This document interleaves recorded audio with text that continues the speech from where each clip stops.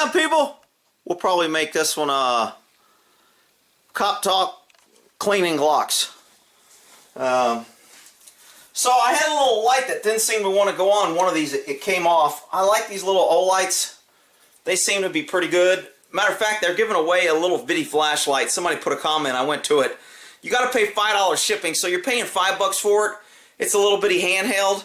It's an O-light. I mean, you can always use another light. If you want to pay $5 for it, that's fine. They say it's free for registering your email. If you just go to the O-light website, register for the thing, and then it says you qualify for a free flashlight. Then when you go to free, it's $5 to pay, but whatever. I went ahead and did it. So, ain't nothing free in this freaking world. Probably damn liberal design that site. Yeah, it's free. Well, who's going to pay for it? Well, you are with shipping, you big dummy. But I digress. So, I've already talked about this CV Molly. I'm going to coat some of these barrels that I haven't done. I might have put some Molly on some of these already. So, I'm not sure if I need to wipe and clean these out. I'm going to clean them out anyway because I shot them. So let's put that one over there. I'm pretty sure my guns are always loaded until I unload them. Rick, you shouldn't have a loaded gun on YouTube. That's because you're an idiot. I treat all guns as if they're loaded. And then I'll worry about freaking... now this is a...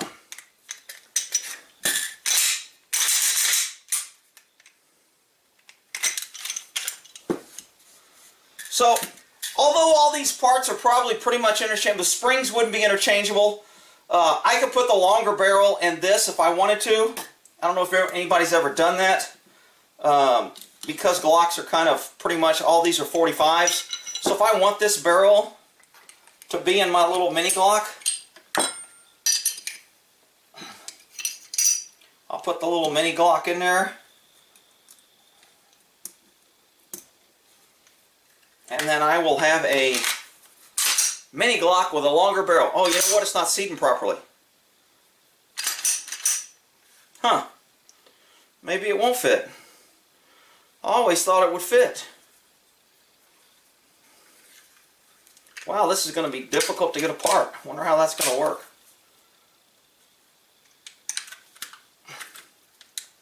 I told you it'd be kind of interesting to hang out here. Why that didn't go in right? I wonder if this barrel is... Oh, that's where the difference is. Notice for the spring, this barrel is farther back. This one's up front, so it compressed the spring so much. So I guess you can't switch the barrels. Well, there you go. I knew that. I was just acting like I didn't know it for the benefit of training. Shut up, you big crybabies. Alright, so I'm going to do one at a time. Let's do the mini. So here's my mini. I'll keep my springs and all my other crap over here for these guns. And we'll work on this mini guy. And I'll go ahead and put my gloves on. Although this stuff doesn't say, you know, it's horrible. I mean, shit. When I was growing up, all the mechanics, they didn't even have gloves. People like, gloves? What the hell are you talking about? You just wash your damn hands.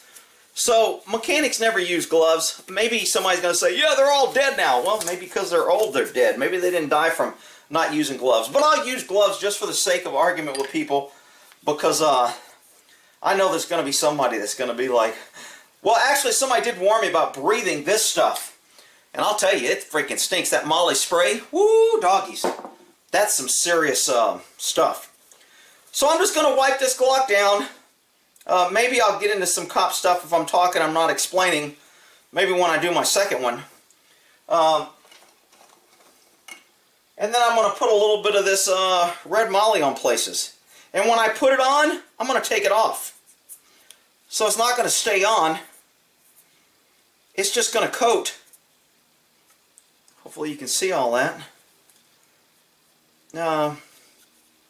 So I got the barrel. So I'll go ahead and put a little Molly on this bad boy. And Molly it up. And I know I'm wasting it. I could do just a little finger and put a little bit. But for the sake of the camera, I'm just going to go ahead and put it on. Put a little on this Q-tip here. Get in this little corner here. Get in these corners here. And I'll get my ramp and my throat and maybe a little in the barrel. Now somebody was saying on this Molly, if you put it down the barrel, you're going to lose velocity because you make it so slick. Because by making it slick, you're reducing pressure. I don't think you're reducing pressure, so to speak. I mean, tomato, tomato, I think what you're doing is because there's less friction, the pressure doesn't have as much time to build up because the bullet's going out easier. So you're not getting as much pressure buildup. So I guess that could be changing the pressure. Usually you change the pressure by changing the bullet load. But theoretically, I guess that could be changing. I always use one side of my pass, then flip it over to the other side. Rick, you shouldn't do that because your pass. I'll be quiet. If you don't want to do it, then don't do it. I'm telling you how I do it. Again, I'm just removing kind of the excess Molly. And that Molly isn't going to come off. I can't get it off. See, that's kind of invisible. The other Molly used to leave black. And this doesn't leave black when it comes off. Is that a good thing or a bad thing? Some people may say, I want to see it. I want to know that I've wiped off the excess. Alright, well, whatever.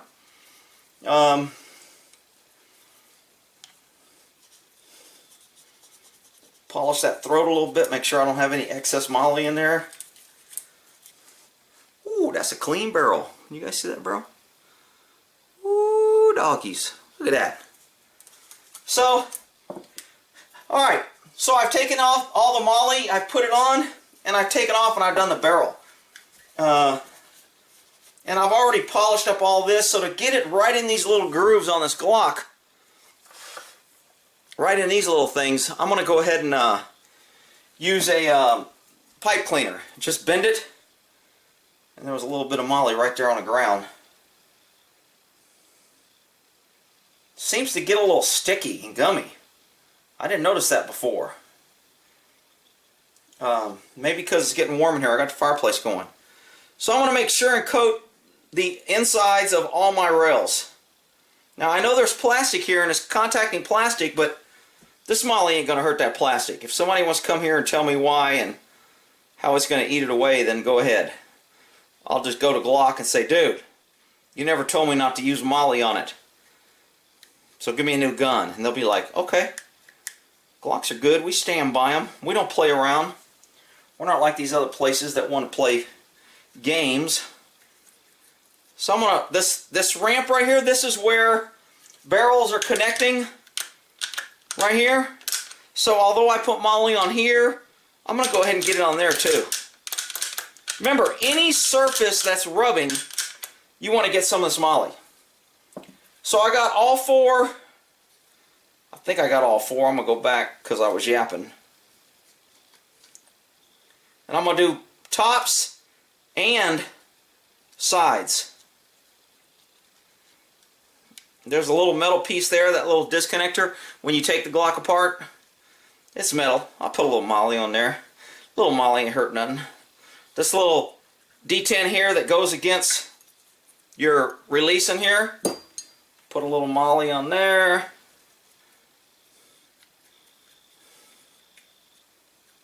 Whoa, that's some dirt. Get another Q-tip with some clean Molly.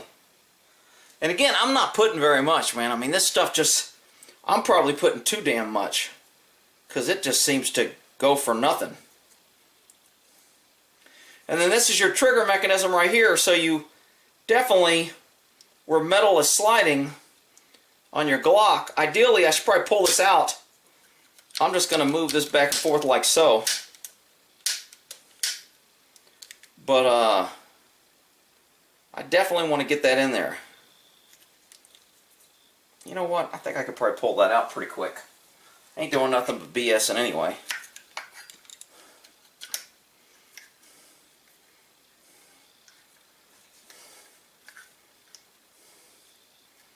So I'm just going to get that good with the Molly right in between those 2 points.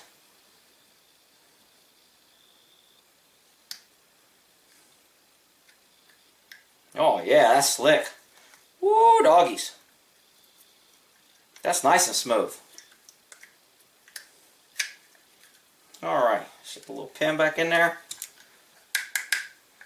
We are good to go. Oh yeah, that's smoother.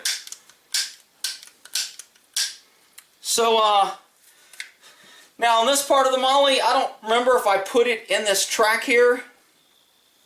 This is metal to metal where it's rubbing. I can't tell if that's coming out or not. Let me rub that again. Not really, it's not black or anything. So, but because I was shooting it, and when I say I shot it, I bet you I shot 15 rounds. I don't like to go to ranges, and I don't like to shoot in range conditions, because to me it's just, I don't know. I've got metal targets out here. If I want to shoot, I'll go on metal targets. I get immediate feedback. I know I can hit and aim, and I know my trigger control is good.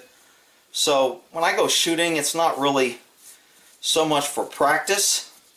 I know somebody's going to be, oh, he thinks he don't need practice. I'm not saying that. I've been freaking doing it for so many damn years.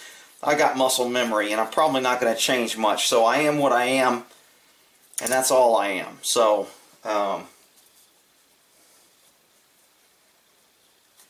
alright. So now I wiped off any of the dirt or anything on here, and I'm going to put a little of that fresh Molly on this metal piece here, because that's hits. On this piece right here, because that gets pushed down. On this little piece right here, that's the firing pin going back and forth. So there's metal hitting that. And then on these little sides here. But on those little sides, I'm going to use a clean part of this Q-tip. Or, I'm sorry, this pipe cleaner. So I can get really in there good.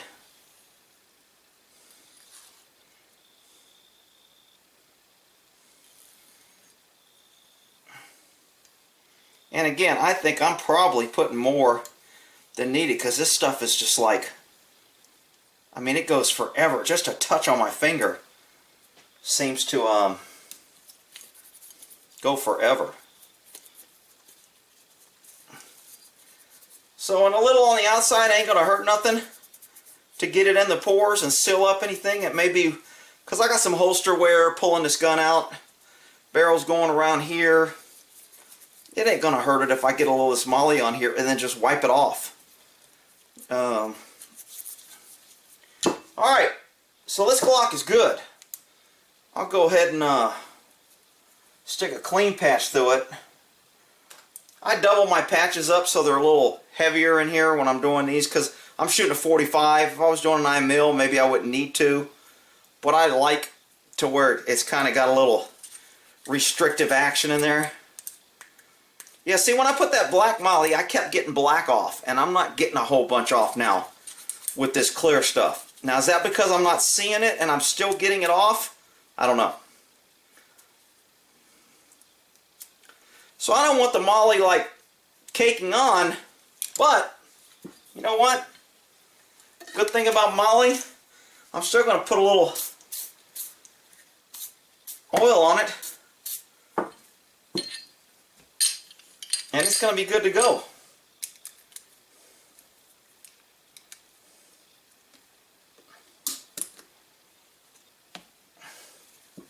Let's see what we got here. That's a little Glock 30 there. Clean that up.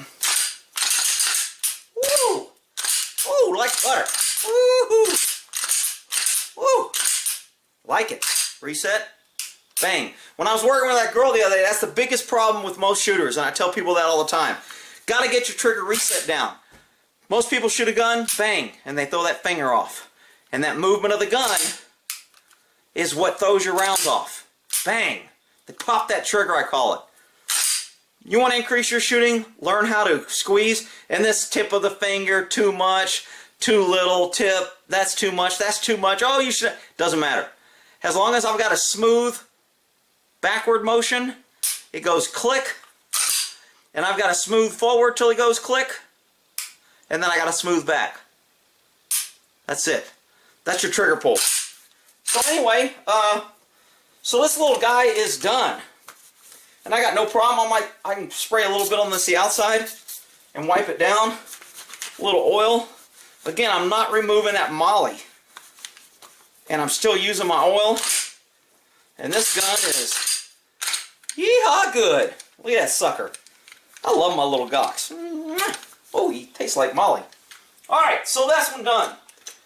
So this one I've never done because, I mean, I cleaned it, but I can tell I didn't polish to work on the trigger. And I'm not really going to this time. But I want to talk about, for cops, destroying evidence. So, all you non-cops, what do you think?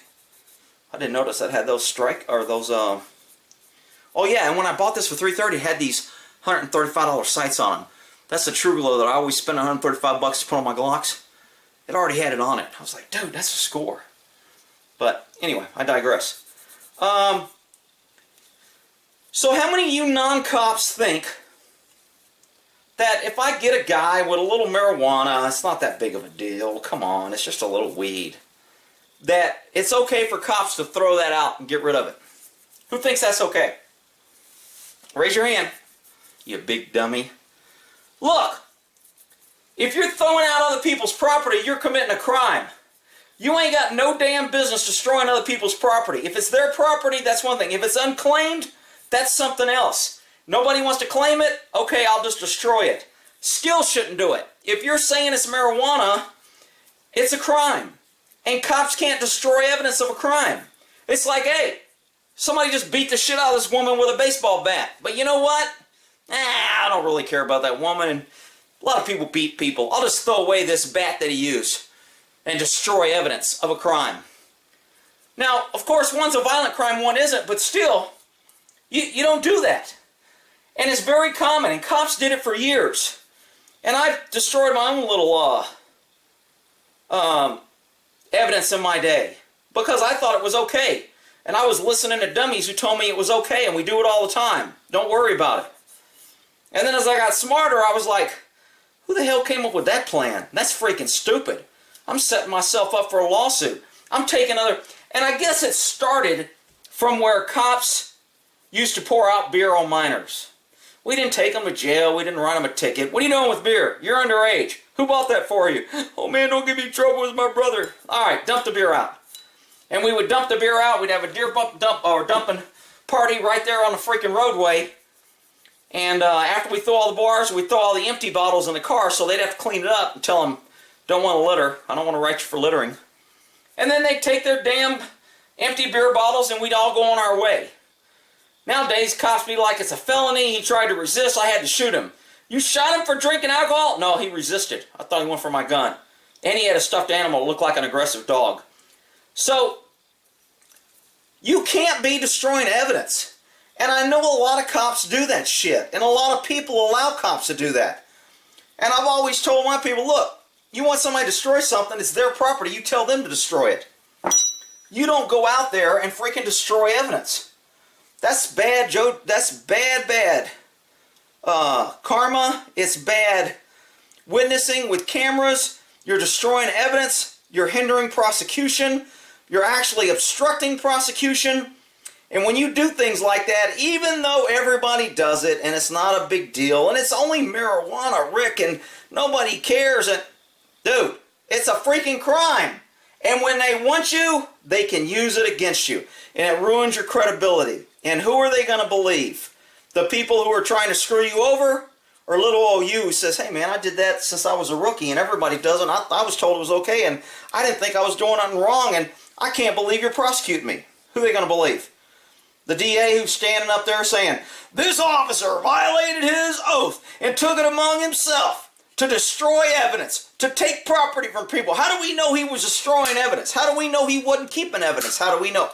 I mean, that's why it's not a good deal. That's why it's smart just to say, you notice I'm just rubbing down anything metal because I've got some of that Molly on here anytime I touch something.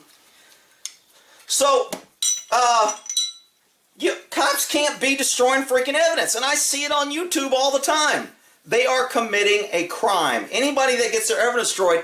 See, in order to file a complaint on your evidence was destroyed, you got to have standing. And in order to have standing, you've got to show ownership. So most people aren't going to worry about it.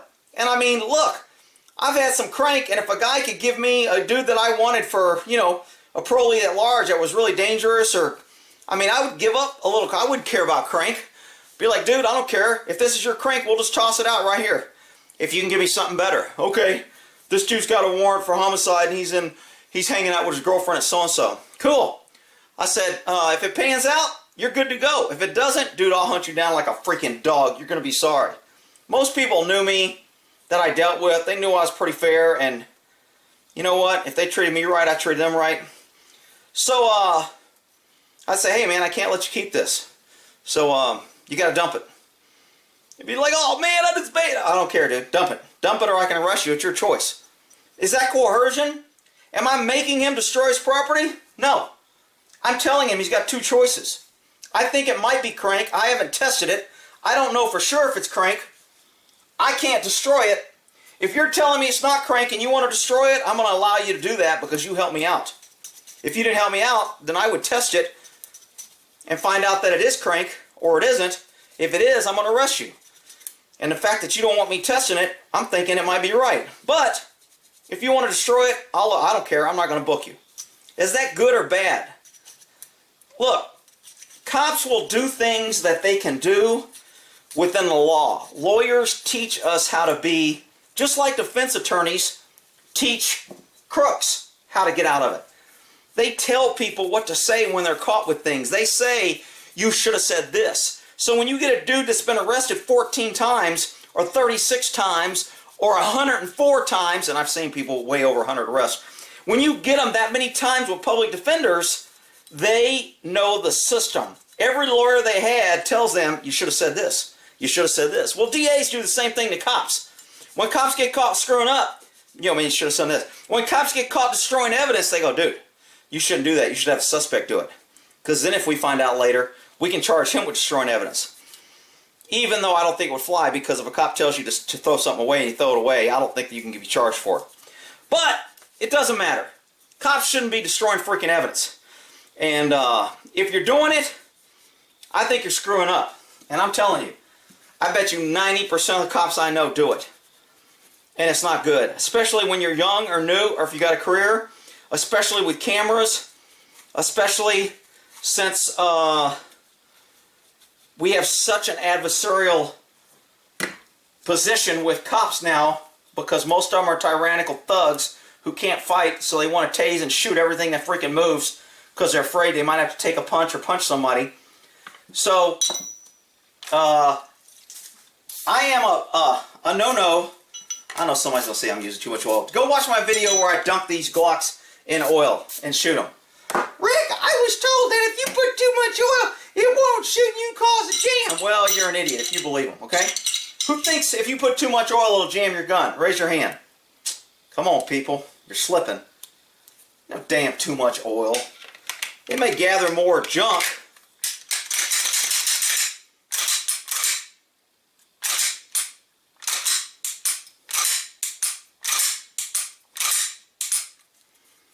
Trigger's not as nice as I like it, but hey, got a little oil on it, good to go. This thing will probably sit in that damn shooting bag till the next time I pull it out. I haven't pulled that shooting bag out for, what, 2 years? So, this little sucker, where's that little empty mag that I had for it? Now, mags, it's plastic, so I don't need any moly, but they have these little metal feed strips to make them strong. I don't think putting a little moly on there is going to hurt anything. But Rick, your bullet's going to go by there and it's shooting. Whatever. Again, this moly is going into the pores of the steel. It's at a microscopic level, reducing friction, preventing rust, preventing oxygen and air from getting to it. I mean, who thinks it's going to hurt it? It may hurt it. Whatever. Ain't the end of the world. Good. Make sure that's empty. It is empty. Alright, so this one's going to go back in the old thing. And I already did the other little one, so I'll do this one. I'll probably do this one offline because I don't even think I shot this one, so it's probably still clean. I did the little crowning on the barrel on this after I got it. I got this at a pawn shop too. And I want to say it was like $160. Had a little bit of rust on it. Looked pretty rough. That's usually when I buy guns. I look at it. If it's just surface, I know I can clean it up, make it nice. I want to say I'm well under 200 for this gun. But who knows? And it shoots pretty good. I'm not a fan of the safety. Never used it. But, oh, did you hear that? I think I just clicked off the little thingy. Must have been cocked back. Oh, they wasn't running a chamber. So I guess if I click up, oh yeah, it's got this little, see that little red thing there? I don't know if you guys can see that. Red? Well, when you squeeze the trigger, it goes in. So that tells you it's cocked. Well, when you put it on safe, if you click it once, it won't make it move. Click it again, higher, I'm pushing harder, takes it off and it releases. So it's basically a firing pin release. Kind of like, I think I got a SIG that does that. If you press a lever down, it decocks it. So it's got a decocker. This is a nice little gun, man. I know people crack on Taurus, but I'm telling you, what is it, a little PT 24/7 Pro DS? Dude, this little thing shoots like a maniac. I mean, it eats ammo. It's got a rail. I don't know what kind of rail it's got. Does a little sucker fit on it? Yeah, that fits on it. So, if I want to put a light, I can. This is another range gun. I just kind of keep this in my range bag. Of course, I keep some ammo in it. So I'm not going to put Molly on this one. Although I should. I will someday. I don't know how long this video's been going. So we'll just put this one back in the old range bag. I'll put that. That's the one I usually carry when I'm on my motorcycle. This one is the one on my leg holster that I keep in that holster. And my other 21 is in the car that I keep in the door. So let's go ahead and clean this sucker up. So my battery looks like I'm doing okay. I talked about destroying evidence. What was the other thing I wanted to mention? There's something else that came up. Somebody asked me to cover. What was that? I'm thinking, hang on. It'll come to me. Shit. This is why I wish I could do those little live. I don't have my high-speed internet yet because they're just putting in the fiber optic. Once the fiber optic is in, I will do this little farm and we'll just have question and answer and people can hang out and we can bullshit and talk about different things. So that will happen, but not until I get my fiber optic. Shit, it takes me too damn long to upload a damn video as it is. There's no way I could do anything live. So let's see here. What was that other damn topic? Somebody asked me, I go, oh, one was exigency. A guy said, hey man, somebody said there's 8 things that can justify exigency. And someone else, and he said, I only know of 4. And I went, well, I really only know of 3. But exigency, remember, cops and exigency is an emergency. That's all it is. It's basically, an exigency allows a cop to do an immediate search without taking time to go get a warrant. So when you hear somebody say exigency all the time, the only time a cop can use exigency is when they need a warrant. And then they justify exigency by saying, I didn't have time to get a warrant because. And the because is the exigency. I didn't have time to get a warrant because I was in hot pursuit, and the hot pursuit started in a public area.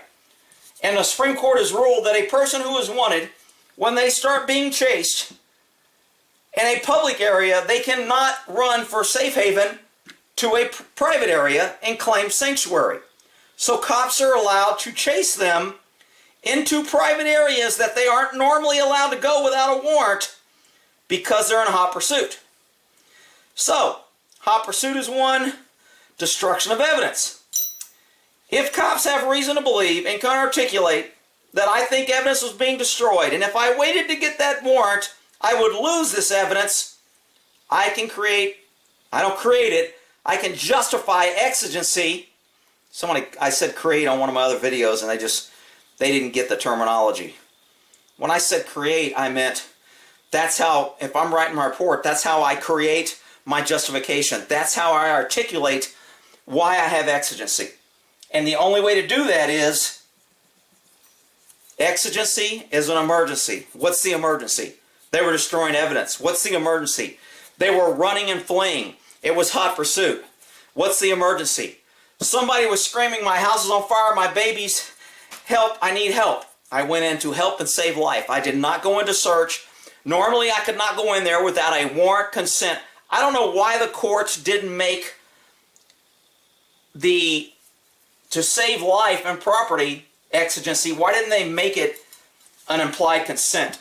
If I'm hollering help, I think that's implied consent, that I'm giving people the authority and I'm requesting help. Therefore, I can't claim privacy. I can't claim you violated my privacy. But for some reason, they put it into exigency, so now all the cop has to do is say, hey, I heard a woman screaming and I thought she needed help. I heard somebody say rape. A guy just left a house and he bought dope, and he's a confidential informant, and I believe him because I've worked with him before. And he said when he was in the house, there was a bunch of dope all over the freaking end table, and the kids were playing by it, and they could get to it. I don't need to go get a warrant. Kids in danger. I can just go in, kick the door, and say, and protect those kids. Say there's dope there. But Rick, you're circumventing the warrant. I may be circumventing the warrant. That's not what the law says. The law says I can enter to protect life, to prevent destruction of evidence, or if I'm in hot pursuit. And the hot pursuit has to start in a public area. Now, I'm not sure why it says public area, but I'm pretty sure that's what it says. I'm wondering if a guy's in his house and I kick the door to arrest him, he runs out of his house into another person's house, I still think I have hot pursuit exception. And again, the thing about exigency is, and people don't want to get this in their heads, exigency is not cops just running in and searching and circumventing a search warrant. What they're doing is taking an immediate emergency action to stop something. Either stop a fleeing suspect, stop somebody from being hurt, or stop evidence from being destroyed. That's the only reason they enter. Now, once I stop you, I can't search. So if I want to search after I settle the exigency, I must go get a warrant. So what a lot of people think is, oh, he has exigency, he gets in my house because he's destroying evidence, and now they get to search and seize everything. No. Okay.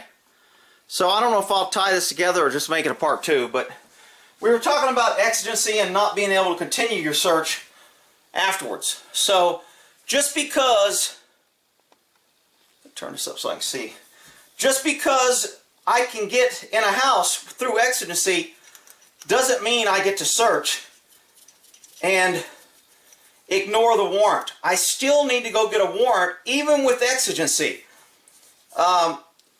If I enter the house and there's no one in the house and I claim destruction of evidence, I'm going to lose everything I find. Because who's there to destroy it? Well, I thought I heard somebody. That ain't going to fly. So, people, I think, seem to think that cops can just make up exigency, and it's one of those things. I mean, in a way they can. Look, I've told cops for years, if somebody is got a warrant and you arrest him, doesn't matter really how you arrest him. They are not letting him go. So some cops are willing to take that risk and go, you know what? You got a warrant, come out or I'm coming in. Like that incident I told you about where the guy went in the house and I had to follow him in and we all got sued. And the county settled because the guy went in the house and I had to go back him up. And when I did that, we entered without a warrant. And we knew we couldn't go in there because it was a third-party house. It wasn't his house. But he went in Anyway, even though we had talked about it, and he got fired, and people were like, Rick, you were working with him, and you let him get... I didn't let him get away with it. He was on probation, and they end up letting him go because he did that. So there was consequences. But again, that was back when they used to hold cops accountable. That's why we didn't do the shit you're seeing cops doing now. Man, that extractor's pretty dirty. Woo, doggies. Just pull that sucker off. That'll be alright. Nothing a little oil won't fix. Alright, so did I put Molly on here? Anybody remember? I won't hurt to put a little more. So exigency, remember, it only gets you in the house for the reason of the emergency.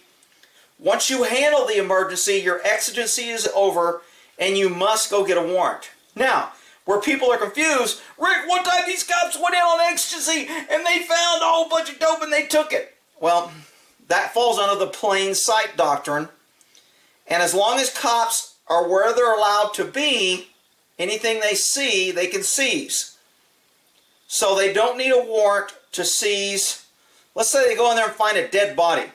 There'll be somebody arguing, they need a warrant. Well, no they don't. But they're going to go get one because now we have a homicide investigation. But you get a warrant so the things that you seize is taken on a court order and you don't lose it. You don't risk a cop saying, well, I thought I had probable cause. Because then when you're wrong, you lose it. So that's why you get a warrant. It protects you. And it protects your evidence. And it protects the investigation. And it protects the conviction later. So the person doesn't go free. So, exigency is an emergency. Now, could there be another emergency that isn't under exigency? The courts think they covered it pretty well with their 3 things. What are they? Hot pursuit. If you're chasing somebody, you can chase them wherever, as long as you're chasing them from a public area first. And I guess if he runs out of his private house, he's in a public area when you're chasing him. So that's how it would cover him going into another private residence. So hot pursuit, destruction of evidence, and protection. Stopping somebody. If somebody can think, put it in the comments of another exigency that doesn't fall into there. I think most everything falls into there. An informant tells me a kid's eating dope, he's got access to dope because they've got it out, and he just sat there and he thinks kids are in danger. That's to perceive. That falls under those 3 things. So, that is my deal with cleaning Glocks using this CV2. Working on these bad boys. Now it's loaded. Don't be pulling the trigger, Rick. I know. I'm not. Now it's loaded and it's going in a holster. Oh, where's my light? Light's on it. But that one's good. This one's already done. Okay. We'll go ahead and load it up. And my little 10 rounder. I got another 45 sitting around here. Where the hell? Looks like I'm a couple rounds short on this bad boy. I'll have to fix that. So this will go back in this little holster. Now it's in its home. And we are done with the molly and cleaning and talking about cop stuff. So hopefully you got some out of the molly. 50 caliber round. People. Oh, there's my 45s I was looking for. Ow! That damn thing almost hit me straight in the freaking toe. It was like this. Ah! 50 caliber compared to a 45. People are like, 45 is a big round. That's a killer round. Where's me a little AR round? My little skimpy 5.56 shit. All these idiots. The most wonderful. Alright, here we go. Here's a little AR round next to the 50. And here's an AK round next to the 50. Really? You freaking idiots in the liberal media are like the M16 is a dangerous round. Dude, the 50 caliber is the greatest round ever. It is. I just found this bullpup. They just came out with a barrel actually comes up and it goes back and forth. It's called the Bullpup 50 semi-auto, and it's pretty cool. I think they're going to be next on the old B list because the 50 caliber is just such a superior freaking great gun. I mean, the size of these rounds compared to each other, it's just, I mean, I just love the 50. And I know women like it because bigger's better. I get it. But I'm telling you, that 50 caliber is a fantastic gun. It's heavy. You don't get a whole bunch of, wind and a lot of things messing with it. It can bounce off a twig. I mean, obviously, long distance, you start hitting things, it's going to affect it. But it's so big and heavy, man, when it starts moving, I mean, I think it leaves the barrel at something like 2,300 feet per second. And when it gets down to 1,000 yards, it's still doing almost 2,000 feet per second, if not more. I mean, it maintains the speed. What a great round. Anyway, I digress. We were talking about the Glock and the Molly. All right, we'll end that there.